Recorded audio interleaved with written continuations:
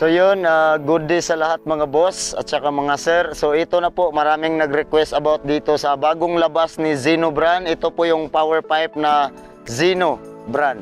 So ito po yung lagayan niya. Bali pag bumibili kayo nito mga bossing, set na po siya.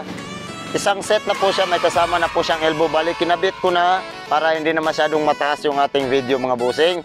So yun nga, may mga nag-request na sound check sa ating Zeno brand na bagong nilabas ngayon ni Zeno.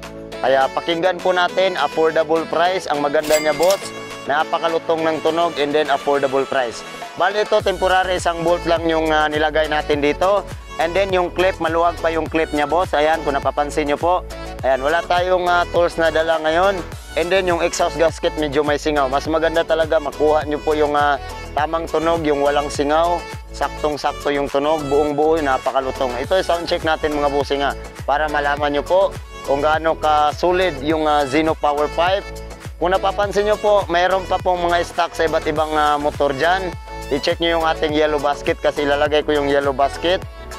Kasi last week pa lang ito nilabas ni Zeno, yung power pipe po nila. So ito yung sound check natin mga boss.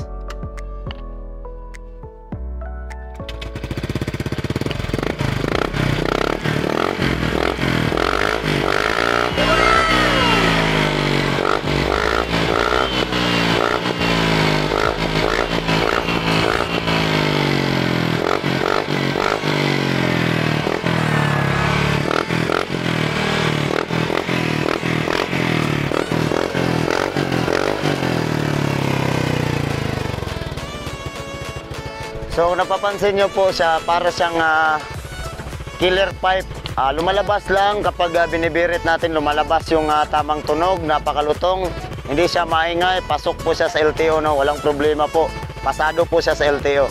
Kaya ilalagay ko na lang yung ating yellow basket, i-check nyo kasi available pa sa iba't ibang motor. Baka kung kailan nag-sold out, tsaka na naman tayo naghanap tulad ng Zeno flat set. So yun lang mga boss, maraming salamat at saka ride safe tayo mga bossing.